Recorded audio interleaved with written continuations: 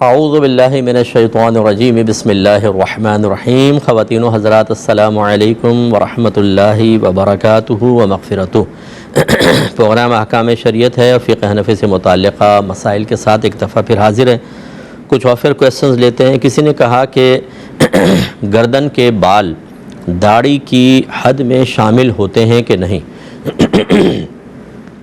دیکھیں، جو مردوں کی ایک گردن کی ابھری ہوئی ہڈی ہے نا، جب ہم بالغ ہوتا ہے بچہ تو اس کی یہ ہڈی ابھر جاتی ہے، اس کے اوپر جو ہے بال وہ داڑھی میں شامل ہوتے ہیں، اس کے نیچے جو بال ہیں وہ داڑھی میں شامل نہیں ہوتے۔ کسی نے پوچھا ہے کہ مستحبات جیسے کھانے پینے سونے جاگنے کی سنتیں اور دعائیں اگر ہم نہ اپنا سکیں تو کیا گناہ گار ہوں گے؟ جی، اس میں گناہ کا کوئی تصور نہیں ہوتا، کیونکہ جو بھی سنن مستحبہ ہیں، یعنی ایسی سنتیں کہ جن کو نبی کریم صلی اللہ علیہ وسلم نے بطور عادت اپنایا، بطور عبادت نہیں اپنایا، تو ان کا پورا کرنا مستحب ہوتا ہے، یعنی کریں گے تو ثواب ملے گا، نہیں کریں گے تو گناہ گار نہیں ہوں گے، اور نہ آخرت میں ان کے بارے میں کوئی سوال کیا جائے گا، نہ اس پر کوئی گرفت ہوگی، حتیٰ کہ ملامت تک نہیں ہوگی۔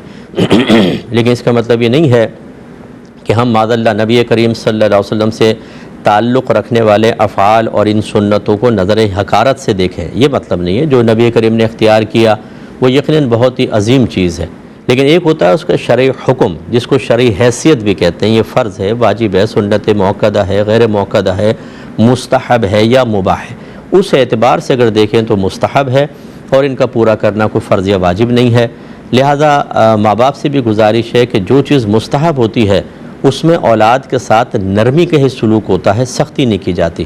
فرض میں سختی شدید قسم کی، واجب میں اس سے کم، سنت موقدہ میں اس سے کم، غیر موقدہ میں سختی نہیں، پیار محبت سے لیکن تنبیہ کرنی چاہیے، اور مستحبات میں تو بالکل نرمی ہی نرمی، ان میں سختی کرنے کی اجازت نہیں ہوتی سنت غیر موقدہ اور مستحب کے اندر۔ تو لہذا کوئی پورا کرے بہت بڑی سعادت کی بات ہے، نہیں کرے تو کوئی گناہ گار نہیں ہوگا۔ یہ کہتے ہیں کہ قرآن میں ہے کہ شہید کو مردہ مت کہو، تو کیا جو اولیاء کرام طبعی طور پر وفات پاتے ہیں ان کے لیے بھی یہی حکم ہوگا؟ دیکھیں، پہلی بات تو سمجھیں کہ شہید کی زندگی ایسا نہیں ہے کہ وہ شہید ہو جائے اور پھر ایک دم مرنے کے بعد زندہ ہو جاتا ہے، ایسا نہیں، یعنی دنیاوی زندگی اس کو دوبارہ حاصل نہیں ہوتی، اس کو ایک برزخی زندگی کہتے ہیں۔ برزخ رکاوٹ کو کہتے ہیں، جب انسان مرتا ہے اور مرنے کے بعد پھر وہ قیامت میں اٹھے گا، تو درمیان کا جو ٹائم پیریڈ ہے وہ چونکہ آخرت میں اٹھنے کی راہ میں ایک رکاوٹ ہوتا ہے، اس لیے اس کو کہتے ہیں عالم برزخ۔ اور عالم برزخ کے اندر بعض لوگوں کو قبر کے اندر ایک ایسی زندگی دی جاتی ہے جو دنیاوی زندگی سے بالکل جداگانہ ہے، اور اس کا شعور ہم نہیں رکھ سکتے ہیں، وہ بڑی عجیب ہوتی ہے، لیکن شہداء کے لیے وہ زندگی ثابت ہے۔ اور دلالت النص سے ہمارے اکابرین نے فرمایا، دلالت النص کا مطلب یہ ہے کہ آسان الفاظ میں سمجھ لیں کہ جب کوئی حکم نیچے والے درجے کے لیے ثابت ہو جائے تو اوپر والے کے لیے بدرجہ اولیٰ حکم ثابت ہوگا۔ تو شہید کا مقام کم ہوتا ہے، عالم کا اس سے زیادہ ہوتا ہے۔ اور پھر اولیاء جو ہوتے ہیں وہ صاحب علم بھی ہوتے ہیں، یعنی عالم بھی ہوتے ہیں اور ولی بھی ہوتے ہیں، اور صحابہ کرام جو ہیں وہ ولی بھی ہوتے ہیں اور صحابہ بھی ہوتے ہیں، علم بھی ان کے پاس ہوتا ہے، اور ان سے اوپر نبی۔ تو بعض نے دلالت النص سے ثابت کیا کہ جب شہداء جو کم درجے کے ہیں ان کے لیے برزخی حیات ثابت ہے، تو اعلیٰ درجے والوں کے لیے بدرجہ اولیٰ ثابت ہوگی۔ اس کی نظیر یوں سمجھ لیں کہ اللہ تعالیٰ نے منع فرمایا کہ ماں باپ کو اف مت کہو، فلا تقل لہما اف، ماں باپ کو اف مت کہو۔ تو اس سے ہم یہ نتیجہ نکالتے ہیں کہ جب اف کہنا منع ہے، کیونکہ یہ دل آزاری کا اور تکلیف کا سبب بنتا ہے، تو اس سے اونچے درجے کی چیز تو بدرجہ اولیٰ منع ہوگی۔ تو جب اس کے لیے حکم حرمت ثابت ہے، حرام ہونا، تو اوپر والے کے لیے بھی حرام ہونا ثابت ہوگا۔ لہذا گالی بکنا، مارنا، پیٹنا، قید میں ڈلوا دینا اور زد و کوب کرنا، یہ سب کا سب حرام، کیونکہ جب اف کہنا حرام ہے تو اوپر کا درجہ ضرور حرام ہوگا۔ اس طرح اس اعتبار سے آپ کہہ سکتے ہیں کہ اولیاء عظام اپنی قبور میں زندہ ہیں۔ یہ کہتے ہیں کہ اگر کوئی چلیں پہلے کال لیتے ہیں پھر انشاءاللہ آگے چلیں گے۔ السلام علیکم۔ وعلیکم السلام۔ جی بھائی جان۔ جی مجھ میرے دو سوال ہیں۔ یہ جی۔ اگر کوئی نماز قرآن پڑھنے والا ہو، تھوڑی صحبت نہ اختیار کرتا ہو، لیکن جب وہ یہ تصور اپنے ذہن میں لے کہ جب میری روح واپس کی جائے گی उस वक्त मेरी कैफियत क्या होगी। फिर कब्र की वहशत, अंधेरा, मुनकिर नकीर के बारे में सोचे तो वो डर जाए और खौफ तारी हो जाए तो क्या करना चाहिए। दोबारा और शुरू से जब दोबारा कहेंगे, ज़रा दोबारा कहिएगा। जी, अगर कोई नमाज कुरान पढ़ने वाला हो, किसी की कोई बुरी सोबत इख्तियार ना करता हो, हाँ हाँ लेकिन जब वो ये तस्वुर अपने ज़हन में ले कि जब मेरी रूह कब्ज़ की जाएगी ठीक उस है। वक्त मेरी कैफियत क्या होगी, और डर जाए और सोचे कि उस वक्त क्या करना चाहिए। और रूह कब्ज़ करते वक्त मलकुल मौत अलैहिस्सलाम नजर आते हैं। क्या गुनाहगार और दोनों, क्या नेक और गुनाहगार दोनों को मौत की तकलीफ होती है। और बात कहते हैं कि मुनकिर नकीर ऐसी शक्ल में आते हैं कि मैं मुर्दा देखकर डर जाता है। क्या बात ये सही है? ठीक है। और एक और कॉलर हैं। अस्सलाम वालेकुम। वालेकुम अस्सलाम व रहमतुल्लाहि व बरकातुहू। जी फरमाइए। जी मुझसे फर्स्ट क्वेश्चन ये है कि अगर कोई शख्स किसी जगह पर जॉब के लिए अप्लाई करे और वो आगे से ना ये कंडीशन रखे, पहले आप ना अपनी दाढ़ी जो है वो बिल्कुल छोटी करवा कर आएं या फिर क्लीन शेव करवा कर आएं, तब ना हम आपको जॉब के लिए हायर करेंगे। जी। और दूसरा क्वेश्चन ये है कि किसी ने कहा है कि अगर कोई शख्स इस्तात होने के बावजूद सारी जिंदगी शादी न करे तो उसके मरने के बाद उसका नमाज जनाजा जायज नहीं होता। जी। और तीसरा ये पूछना था कि किसी की डेथ हुई, उनको ना कब्रिस्तान में दफन करने के बाद ना कब्रिस्तान की मिट्टी ना कपड़ों पर लग गई, तो एक बुजुर्ग ने कहा कि घर जाने के बाद ना कपड़ों को चेंज करना चाहिए और फौरन नहाना चाहिए क्योंकि कब्रिस्तान की मिट्टी ना भारी होती है। तो इसकी क्या हकीकत है? ठीक है। और मैं अर्ज़ करता हूँ, ये भाई ने क्वेश्चन किया कि अगर कोई कुरान मजीद पढ़ता है, नमाज वगैरह पढ़ता है, लेकिन क़ब्र, मुनकर नकीर, मौत के बारे में सोचता है तो उसका दिल डर जाता है, तो क्या हुक्म शरा होगा। तो देखें, ये तो अच्छी चीज़ है। सहाबा किराम अलैहिम रिदवान का मामला देख लें, बल्कि अंबिया अलैहिमुस्सलाम, बल्कि सय्यदुल अंबिया अलैहिस्सलातु वस्सलाम का मामला देखें कि आप उखरवी उमूर के सिलसिले में खौफ को ज़ाहिर किया करते थे और सहाबा को उसकी तरग़ीब देते थे। हज़रत उस्मान गनी रदी अल्लाह तआला अन्हु जब कभी कब्रिस्तान जाते और किसी कब्र के पास बैठते तो इतना रोते थे कि आपकी रीश मुबारक से आपके आंसू टपकते थे। तो किसी ने पूछा कि आप जहन्नम के तज़किरे पे इतना नहीं रोते, लेकिन कब्र के मामले में हम आपकी यह हालत देखते हैं। तो आपने फरमाया कि कब्र आखरत की पहली मंजिल है, अगर कोई यहाँ से नजात पा जाएगा तो आगे भी नजात पा जाएगा। तो गोया कि ये मफ़हूम आपने बयान किया जो हदीसों से अख़ज़ शुदा था, इस वजह से आप उसका खौफ रखते थे। तो आखरत का खौफ बहुत अच्छी चीज़ है। ये नहीं होता कि आदमी नमाज़ पढ़े, रोज़ा रखे, कुरान पढ़े तो अब उखरवी उमूर के मामले में उसके दिल में डर ही पैदा नहीं होना चाहिए।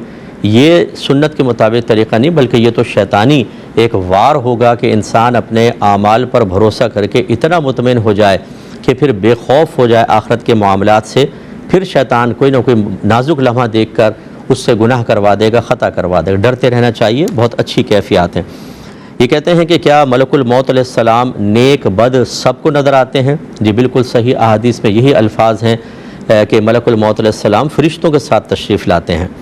और अगला जो आपने पूछा था कि सुना है कि मलकुल मौत अलैहिस्सलाम बहुत ही ख़तरनाक शक्ल में आते हैं जिससे डर जाते हैं, तो ऐसा नहीं है, बल्कि मलकुल मौत अलैहिस्सलाम जब किसी नेक के पास आते हैं तो बहुत ही खूबसूरत शक्ल के अंदर आते हैं और जन्नती फ़रिश्ते, जन्नती नेमतें आपके साथ होती हैं।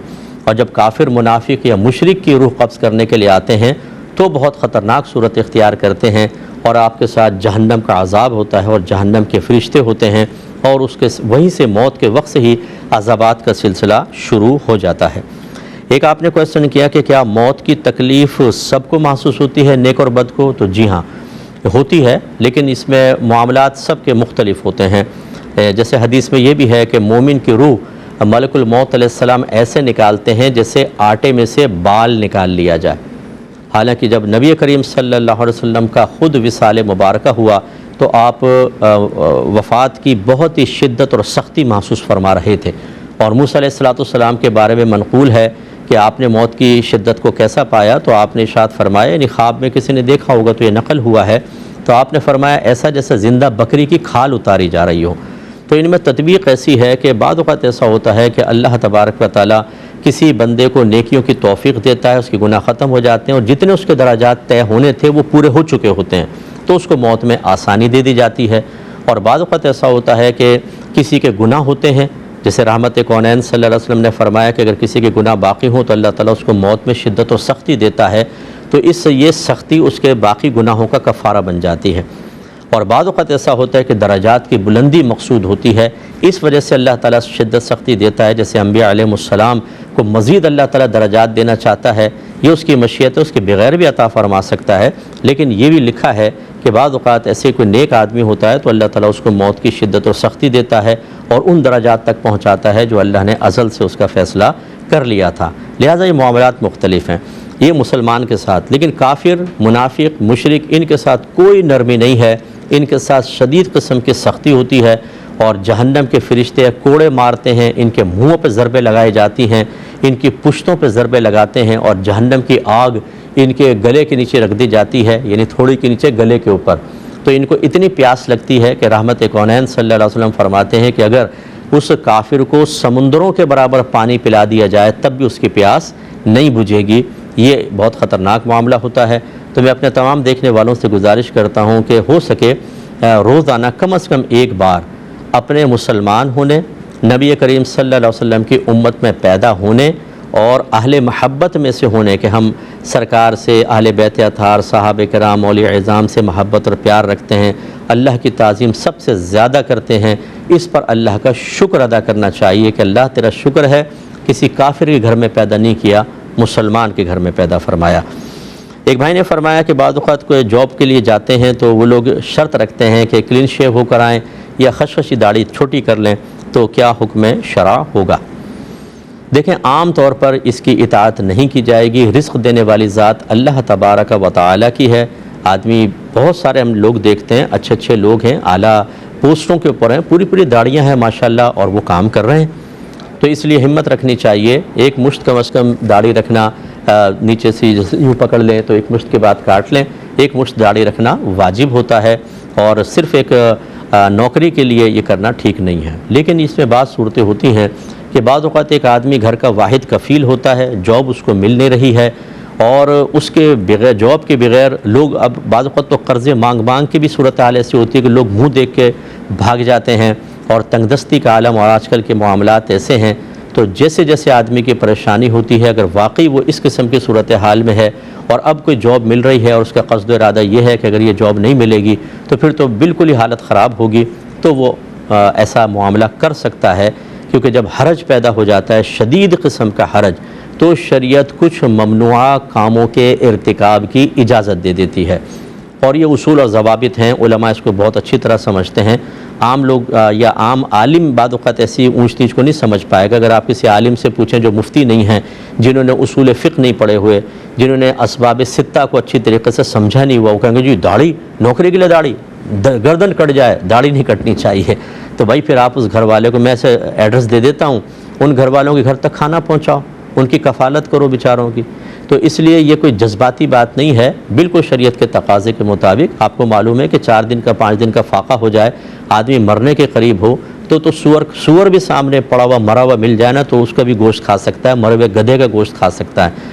تو اس لیے کہنے کا مطلب یہ ہے کہ اس شخص کی جو حیثیت ہے یہ دیکھا جائے گا کہ وہ کس قدر پریشان ہے، اس کے مطابق پھر اس کو رعایت ملتی ہے۔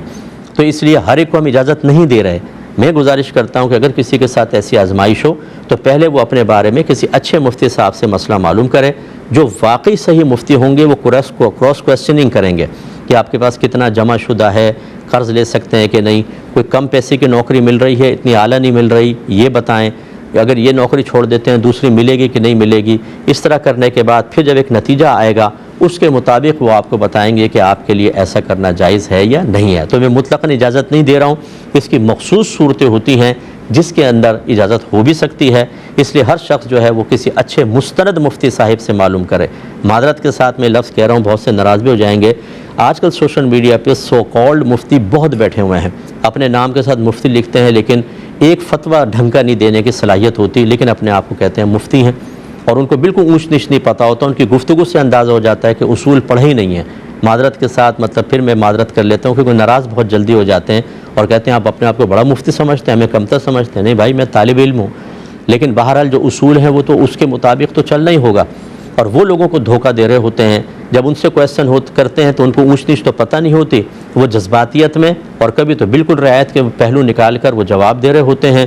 اور اس میں پھر ہماری تو صورتحال عوام کی یہی ہے کہ بھیڑ بکری سب ان کی نظر میں برابر ہے. جو داڑھی والا ہے وہ بتایا گیا, بولے گا ہم نے مولوی صاحب سے مسئلہ معلوم کر لیا ہے. بھائی کورٹ میں آپ چلے جائیں, وہاں پر وکلا کالے کوٹ پہنتے ہوتے ہیں تو سب کے سب برابر ہیں.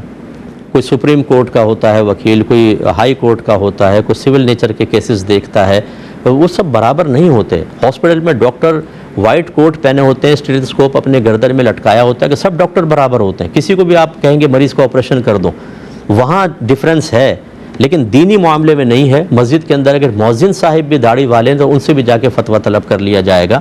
ایسا نہیں ہوتا, ذرا سمجھنا چاہیے. تو بہرحال اس میں گنجائش ہو بھی سکتی ہے اور نہیں بھی ہو سکتی, لیکن یہ جو سائل ہے اس کی حیثیت, اس کی کیفیت, اس کی حالت کے مطابق فتویٰ دیا جائے گا. یہ کہتے ہیں کہ چلیں پہلے ایک مختصر سا بریک لے لیتے ہیں, حاضر ہوتے ہیں چھوٹے سے بریک کے بعد. بسم اللہ الرحمن الرحیم. پہلے 2 کالز لیں گے پھر جوابات. السلام علیکم. السلام علیکم. وعلیکم السلام. جی بھائی جان بولیں, بھائی بولیں. جی میرا سوال ہے مفتی صاحب آپ سے, یہ کہ ہم جو کام کرتے ہیں نا وہ سوشل میڈیا مارکیٹنگ کا کام کرتے ہیں, تو بعض اوقات اس طرح کے لوگ آ جاتے ہیں ہم سے ایڈ لگوانے کہ وہ آگے سے فراڈ کرتے ہیں. کیا ہمارے لیے یہ کام ان کا کرنا جائز ہوگا یا نہیں؟ اچھا, یعنی آپ کو پتہ ہے کہ فراڈ کر رہے ہیں پھر بھی کام ان کا کریں یا نہ کریں؟ جی ٹھیک ہے. اور دوسرا سوال میرا یہ ہے کہ ایک بندہ ہے وہ پہلے غریب تھا تو وہ غیر ملک گیا ہے, تو اب اس کے بعد اس کے پاس جو ہے نا وہ پراپرٹی وغیرہ ہے, وہ بہت سارا پیسہ آ گیا ہے. تو لوگوں سے ہم نے سنا ہے کہ وہ ادھر جا کے نا ایڈ وہ اکاؤنٹ ہیک کرتا ہے, مطلب لوگوں سے. یہ تو کل بھی کویسچن کر لیا تھا آپ نے میرے خیال میں. ایک اور کالر ہیں. السلام علیکم. وعلیکم السلام ورحمۃ اللہ وبرکاتہ. جی مفتی صاحب میرے 2-3 چھوٹے کویسچن ہیں. بولیے. ایک کویسچن تو یہ ہے کہ میرے جو ہے نا گردے واش ہو رہے ہیں, تو مجھے جو ٹائمنگ ملی ہے وہ جو ہے وہ 12 سے لے کر 3:30 پونے 4 بجے تک ہے. تو اس میں جو ہے میری ظہر کی نماز کا جو ہے مسئلہ بن رہا ہے. تو میں پڑھ تو لیتی ہوں, تھوڑا سا ٹائم کم ہوتا ہے, تو کیا میری نماز ہو جاتی ہے؟ ٹھیک ہے. اور یہ کہ شکر الحمدللہ میں صاحب ترتیب ہوں 12-14 سال سے نا. تو دوسرا یہ ہے کہ کسی نے بتایا کہ پاؤں میں جلن ہوتی تھی, تو کسی نے بتایا کہ کدو کے چھلکے جو ہیں وہ پاؤں کے نیچے مسلنے سے وہ ہو جاتا ہے. تو کیا یہ کدو کے چھلکے ہم استعمال کر سکتے ہیں؟ ٹھیک ہے. اور میں عرض کرتا ہوں انشاءاللہ. یہ پوچھا کہ سنا یہ ہے کہ جو باوجود قدرت کے شادی نہ کرے اس کا جنازہ جائز نہیں ہوتا. دیکھیں بالکل غلط ہے, ایسی کوئی بات نہیں ہے. بہت سے ہزاروں لوگ ایسے ہوتے ہیں کہ جو باوجود قدرت کے شادی نہیں کرتے ہیں, لیکن ان کا ارادہ بعضوں کا یہ ہوتا ہے کہ کر لیں گے بعد میں اور انتقال ہو گیا. بعض کا نہیں ہے ارادہ, لیکن بہرحال اس سے جنازے کے ہونے یا نہ ہونے کا کوئی تعلق نہیں ہے. اس کا جنازہ بالکل فرض اور واجب ہے اور پڑھنا لازم ہوگا. یعنی فرض ہے ہم پر جنازہ پڑھنا, اور وہ جنازہ بالکل پڑھا جائے گا. اگر نہیں پڑھیں گے تو گناہ گار ہوں گے. کسی نے کہا کہ جب قبرستان گئے تو وہ قبرستان کی مٹی تھوڑے کپڑوں پہ لگ گئی, تو کسی نے کہا کہ آپ جب گھر جائیں تو نہائیں اور کپڑے بدلیں کیونکہ قبرستان کی مٹی بھاری ہوتی ہے. کیا یہ بات صحیح ہے یا نہیں؟ جی یہ بھی بالکل غلط بات ہے. کوئی بھاری, ان سے جو اس نے کہا تھا ان سے پوچھیں کہ بھاری پن کا کیا مطلب ہے, کیا مطلب ہوتا ہے بھاری کا؟ کیا آپ یہ کہہ رہے ہیں کہ قبرستان کی مٹی منحوس ہوتی ہے؟ تو جو قبر اولیاء ولی کی قبر پہ جو مٹی ڈالی اور وہ ولی کی قبر ایک قبرستان میں ہے, تو اس کا مطلب ہے کہ وہ مٹی بھی منحوس ہوگی, بھاری بنے گی. اور اگر وہ بھاری کا کوئی اور مفہوم بیان کرے وہ مجھے بتا دیجیے گا. اور دوسرا سوال یہ کریں کہ آپ کو کہاں سے پتہ چلا کہ قبرستان کی مٹی بھاری ہوتی ہے؟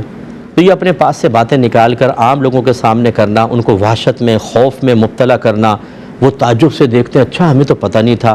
اس طرح اپنی ہائپ بنانے کی کوشش کرنا کہ دیکھیں میں کتنی گہرا علم جانتا ہوں جس کو عام لوگ نہیں جانتے. اس طرح اپنے لوگوں کے درمیان ہیرو بن جانا.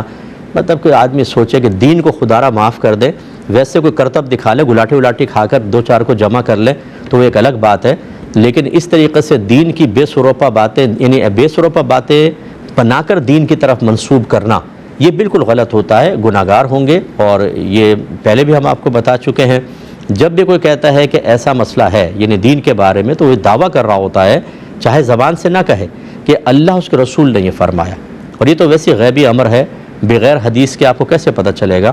تو اس لیے ہرگز ایسا ہے نہیں، اور جو صاحب کہیں ان کو پیار محبت سے سمجھائیں کہ آپ ایسا نہ کیجئے۔ یہ کہتے ہیں کہ ہم سوشل میڈیا پہ مارکیٹنگ کا کام کرتے ہیں، بعض لوگ آ کے فراڈ کی ہمیں دعوت دیتے ہیں، اتنے پیسے لو اور فراڈ کر دو کچھ، تو ان کے ساتھ تعاون کرنا چاہیے کہ نہیں؟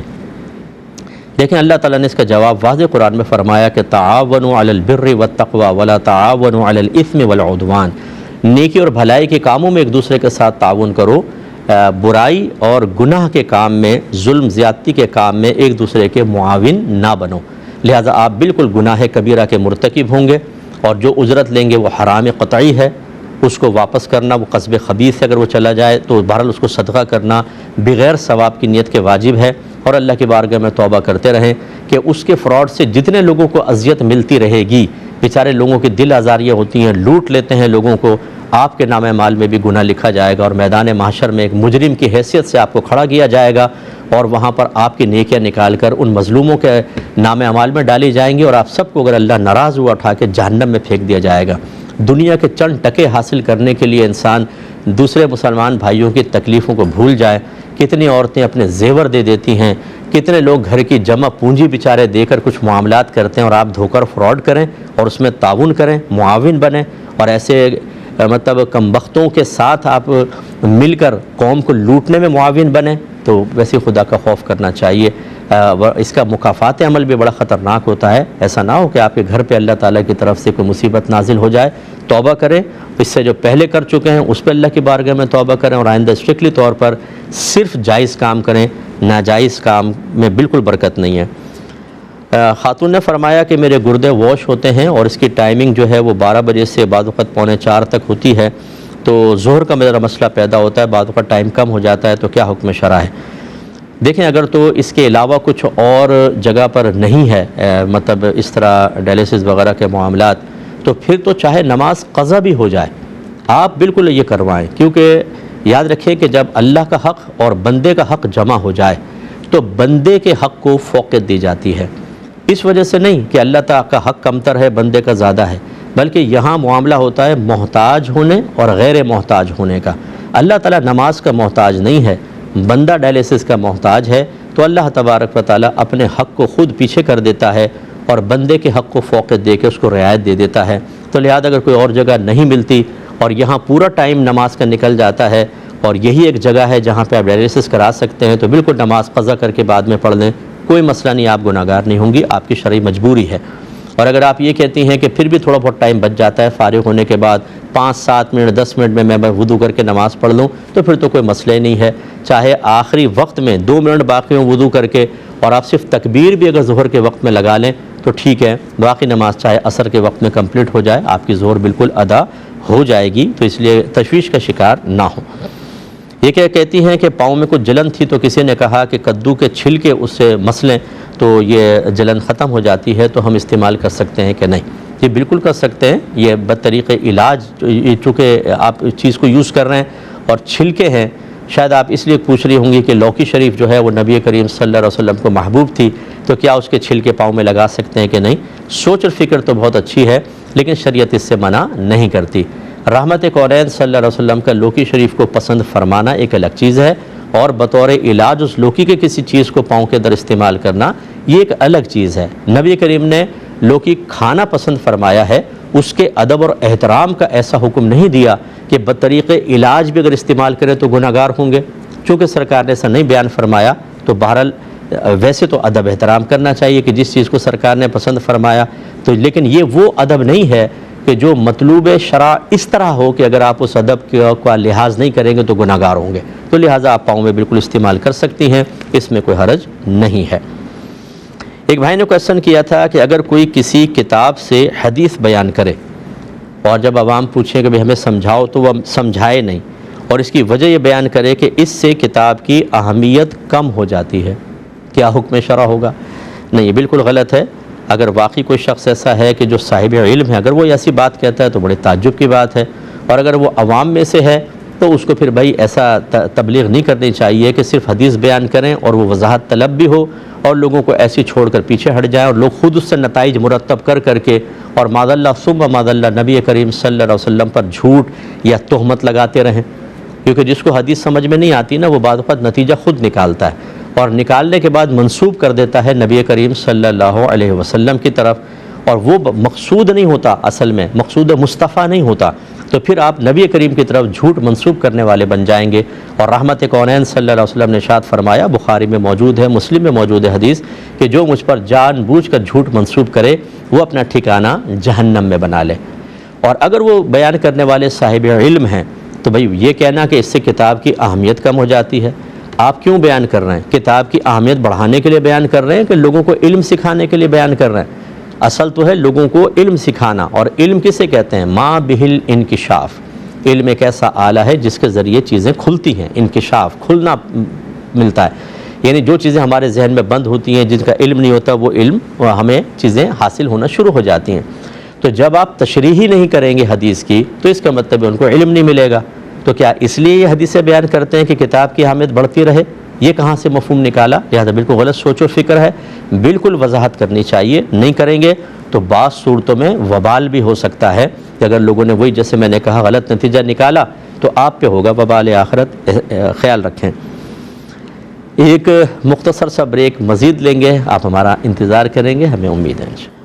بسم اللہ الرحمن الرحیم۔ کسی بھائی نے کویسچن کیا تھا کہ علماء اہل سنت کا ایک مشہور قول ہے کہ ہمارے جنازے فیصلہ کریں گے کہ کون حق پر ہے، کیا یہ بات صحیح ہے؟ دیکھیں، ایک دور کے اعتبار سے بالکل یہ بات صحیح تھی کہ جس دور میں اہل حق غالب رہتے تھے اور جو مطلب دشمنان اسلام تھے یا ناحق تھے یا بد مذہب قسم کے تھے وہ بالکل مائنورٹی کے اندر تھے، تو اس وقت اس قسم کے جملے بالکل درست تھے۔ آج کے دور میں اب ماحول بدل چکا ہے، اب میں تو اس کو یہی کہتا ہوں کہ ایسے جملے نہیں کہنے چاہیے، کیونکہ ہر مکتبہ فکر جس کو ایک دوسرے کو اگر غلط کہہ بھی رہا ہوتا ہے، ہر مکتبہ فکر کا جب مین آدمی فوت ہوتا ہے تو لاکھوں کے حساب سے جنازہ ہوتا ہے، لاکھوں کے حساب سے۔ تو اس کا مطلب ہے کہ آپ پھر جس کا بھی جنازہ بڑا ہوگا، بلکہ بعض اوقات تو ہم نے دیکھا ہے کسی فلم ایکٹر کا جنازہ بڑا ہو جاتا ہے، اور اسی طریقے سے کوئی پولیٹیشین کا بھی ہو سکتا ہے جس کو آپ اس پولیٹیشین کو آپ کہتے ہیں کہ جس نے کرپشن کی ہے، فلاں معاملات ہوئے ہیں، تو پھر یہ جنازوں سے کیسے فیصلہ کریں گے کہ کون حق پر ہے کون نہیں؟ اس لیے ہمارا مشورہ تو یہی ہے، مطلب ہماری رائے یہی ہے، اس کو کہنا چاہیے کہ اب اس کو معیار نہ بنایا جائے حق پر ہونے یا ناحق پر ہونے کا۔ ہاں، ایک دور کے اعتبار سے جیسے میں نے عرض وضاحت کی ہے بالکل تھا، اب یہ کہنا آپ خود کہہ لیں، آپ کہنا چاہیں کوئی مجھے برا بھلا بھی کہہ دیں گے، بہت سارے جب یہ پروگرام ڈلتا ہے نا تو اس پہ جو کمنٹس ہوتے ہیں اس میں برا بھلا بھی کہہ دیتے ہیں بہت سارے لوگ، لیکن آپ کہتے رہیں اور پھر اپنے اس بات پر قائم رہیے گا۔ پھر کسی اور کا جنازہ بڑا ہو تو پھر یہ مت کہیے گا کہ اس کے بڑے جنازے کو نظر انداز کر دیں، صرف ہمارا بڑا جنازہ جو ہے وہ حق ہونے کی دلیل ہے، پھر آپ خود آپ کی گردن پھنس جائے گی، آپ خود پھنس جائیں گے۔ ایسی چیزوں کو معیار نہ بنائیں، کیونکہ آج کل کے دور کے اعتبار سے چونکہ سوشل میڈیا ہے، خبر فوراً پہنچ جاتی ہے اور لوگ بہت زیادہ وہاں جمع ہو جاتے ہیں، ہر ایک کا جنازہ تقریباً مشہور آدمی کا بڑا ہو ہی جاتا ہے۔ لہذا اگر آپ ہماری رائے پر غور کریں گے آپ کو بات سمجھ میں آ جائے گی، نہ سمجھ میں آئے تو مجھے معاف کر دیجیے گا۔ ایک بھائی نے کہا کہ اللہ تعالیٰ 70 ماؤں سے زیادہ رحم والا ہے، یہ کہنا کیسا ہے؟ دیکھیں 70 اگر یہ کہیں کہ حدیث میں ہے، حدیث میں تو ایسا کوئی میں نے نہیں پڑھا ہے، حدیث میں الفاظ نہیں ہیں ایسے، اور 70 ماؤں کی قید لگانا اگر 70 سے مراد کثیر ہے، جیسے اکثر اہل عرب کی عادت تھی کہ وہ جب کسی چیز کی کثرت کو ظاہر کرتے ہیں تو 70 یا 80 کا ہندسہ استعمال کر لیتے ہیں، جیسے ہم یہ کہتے ہیں کہ یار میں 1000 بار تمہارے پاس آیا تم ملتے نہیں ہو، تو یہاں 1000 بار آنا خاص کہنا مقصود نہیں ہے، 3-4 بار بھی آئے تو نہیں ملا تو ہم یہی جملہ کہہ دیتے ہیں، مراد یہ کہ کئی دفعہ آیا اور تم نہیں ملے، تو یہاں صرف کثرت کی طرف اشارہ کرنا مقصود ہے۔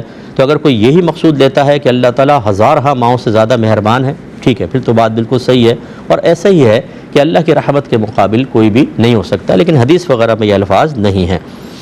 یہ کہتے ہیں کہ سنا یہ ہے کہ مرتے وقت ہر شخص نیک ہو یا بد حسرت محسوس کرے گا، اس حسرت سے کیسے بچا جا سکتا ہے؟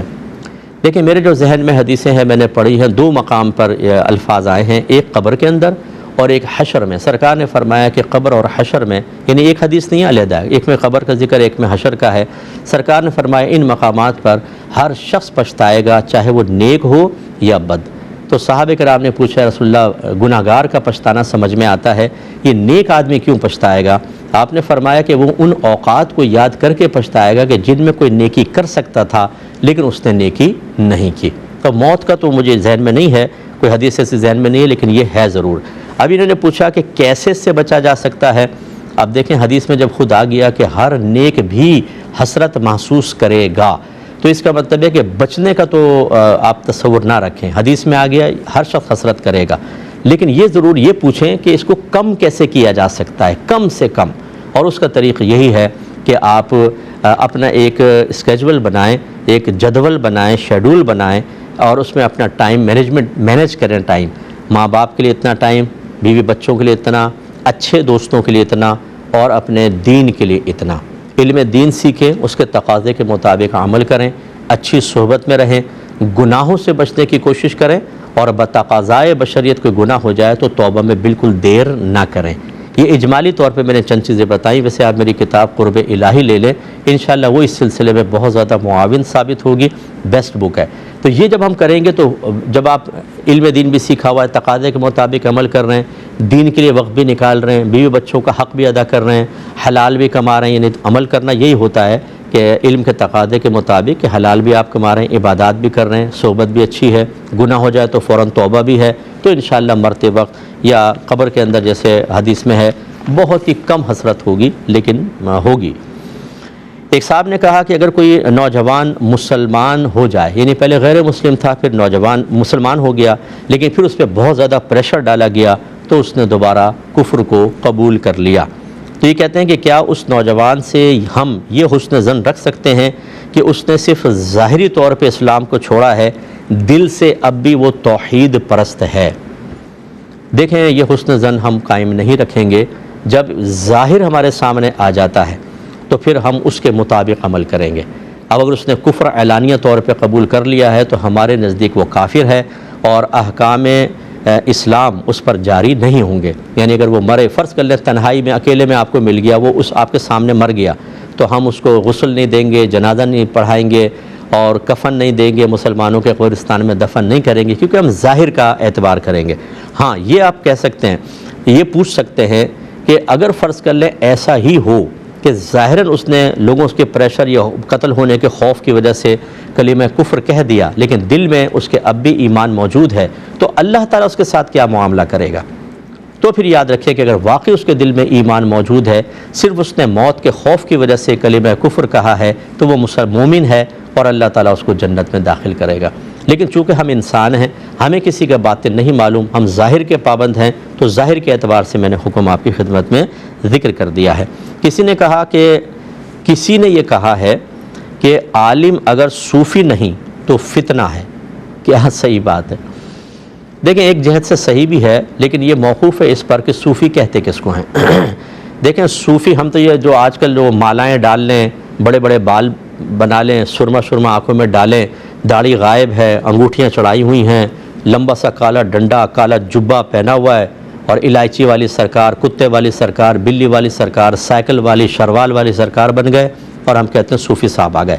یہ صوفی کی تعریف نہیں ہے۔ صوفی وہ ہوتا ہے کہ جو عالم ہو، اپنے اس نے تمام فرض علوم سیکھے ہوئے ہوں، اس کے تقاضے کے مطابق عمل کرے، اور اپنے نفس اور شیطان پر غالب ہو، یعنی شیطان کو دور کرنے پر اور نفس کو مغلوب کرنے پر قادر ہو، یہ حقیقتاً صوفی ہے۔ تو اگر کوئی علم سیکھے اور اس کو ڈگری مل جائے، لیکن اس نے یہ تصوف کا یہ والا رنگ اختیار نہ کیا ہو، یعنی اپنے علم پر عمل نہیں کرتا، تقوی اختیار نہیں کرتا، تو واقعی وہ تو فتنہ ہے، وہ تو دوسروں کو بھی گناہ میں لگائے گا، انہیں بھی خراب کرے گا، اور اس کو دیکھ دیکھ کے لوگ دلیل بنائیں گے جب ایک عالم غلط کام کر رہا ہے تو ہم بھی کر سکتے ہیں، اور ایسے آپ کو مل جائیں گے بہت سارے۔ یہ بات تب تو ٹھیک ہے۔ اور اگر وہ یہ کہنا چاہتا ہے کوئی کہ جو عام صوفی ہیں وہی جیسے اپنا حلیہ بدل لے، اس طرح کوئی عالم نہیں کرے گا تو فتنہ ہے، تو یہ ٹھیک بات نہیں ہے۔ اور میرا غالب گمان یہ ہے کہ جس نے بھی یہ جملہ کہا ہے اسی پہلے معنی کے اعتبار سے ہے کہ جو عالم نفس پر غالب نہ ہو، شیطان سے مقابلہ نہ کر سکے، اپنے علم کے تقاضے کے مطابق عمل نہ کرے، اسے احساس ذمہ داری نہ ہو، وہ دین کو تقویت و ترقی دینے والے کام نہ کرے بلکہ الٹا تنزلی والے کرے تو واقعی وہ بہت بڑا فتنہ ہے۔ یہ کسی نے پوچھا ہے کہ اگر 9-10 سال کی بیٹی ہو تو کیا باپ اس کی کمر کھجا سکتا ہے اور کیا وہ اپنے والد کی کمر کھجا سکتی ہے یا نہیں؟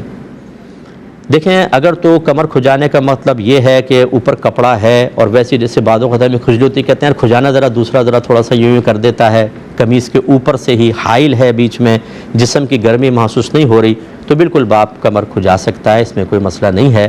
لیکن اگر مقصود یہ ہو کہ کمر برہنہ کر کے کھجائیں تو ہم اس میں احتیاط کے حکم دیں گے، اگرچہ میں اس کو حرام نہیں کہہ رہا ہوں، ناجائز نہیں کہہ رہا ہوں، لیکن بہرحال دیکھنے والوں پر بھی کوئی بدگمانی پیدا ہو سکتی ہے ان کے قلوب میں، اور یہ فتنے سے خالی چیز نہیں ہے۔ بعض اوقات ایسے معاملات ہو سکتے ہیں کہ شیطان فوراً دل میں کوئی خیال ڈال دے۔ اور یہ میں باتیں جو کہتا ہوں نا، یہ اپنے پاس سے بنا کر نہیں کہتا ہوں، میرا موبائل اس قسم کے معاملات سے بھرا ہوا ہے۔ میں کوئی غیب نہیں جانتا ہوں کہ میں لوگوں کی قلبی کیفیات کو خود جان لوں، لیکن لوگ خود اپنی قلبی کیفیات بتاتے ہیں۔ ایک صاحب نے بتایا کہ میں اپنی بچی کو اسکول چھوڑنے جاتا ہوں تو جب وہ پیچھے بیٹھتی ہے میرے دل کی کیفیت بدلنا شروع ہو جاتی ہے، حالانکہ میں اس کو ناپسند کر رہا ہوتا ہوں، میں نہیں چاہ رہا ہوتا ہوں کہ یہ ہو، لیکن جیسی وہ بچی ٹچ ہوتی ہے مجھے یہ کیفیت سی محسوس ہوتی ہے، اس کا کیا حکم شرع ہے، اس قسم کے معاملات۔ اور پھر میں کانوں کو ہاتھ لگاؤں، ایسے ایسے معاملات ہو رہے ہیں اس دنیا کے اندر کہ میں بتا نہیں سکتا ہوں آپ کو، کہ بس الامان والحفیظ جو آپ سوچ سکتے ہیں نا بس وہی، اتنے گندے گندے معاملات بعض وقت ہو رہے ہیں۔ ایسے میں پھر ہم یہ محتاط ہی جملے کہتے ہیں، اگرچہ کسی کو کسی پر بدگمانی نہیں کرنی چاہیے لیکن مناسب نہیں۔ اب دوسرا لے لیں، اگر بچی والد صاحب کے کمر کے اوپر ویسے ہی کپڑے کے اوپر کرے تو چل گنجائش ہے، وہ تو کوئی مسئلہ نہیں ہے، لیکن اگر پیٹھ پر وہ کرے ڈائریکٹ تو پھر باپ کو اپنی کیفیات دیکھنی چاہیے کہ بچی کے ہاتھ کی ٹچنگ کی وجہ سے خدا نہ خواستہ کوئی قلب میں کوئی ایسی کیفیت تو پیدا نہیں ہو رہی، کیونکہ یہ بہت خطرناک ہے، حرمت مصاہرت کے مسائل ہو سکتے ہیں۔ اس لیے بچیوں سے اس قسم کی خدمات جیسے پاؤں دبوانا اور خصوصاً گھٹنے اور رانوں تک دبوانا یہ مناسب نہیں ہوتا ہے۔ بچیوں کو ذرا اس سے دوری رکھیں اور خود بھی دور رہیں، اپنی زوجہ سے کہہ دیں ان سے کروا لیں، یہ بہتر ہے، لیکن بچی سے ایسا نہ کیا جائے، یہی بہتر ہے۔ ایک بھائی نے فرمایا کہ سجدے میں اگر کسی کی ٹوپی گر گئی سجدے میں اور اس نے ایسے ہلکے سے ہاتھ سے اٹھا کر اپنے سر پر رکھ لی تو اس کی نماز ہو گئی یا نہیں ہوئی؟ دیکھیں، نماز ہو جائے گی، کیونکہ یہ عمل قلیل کہلاتا ہے۔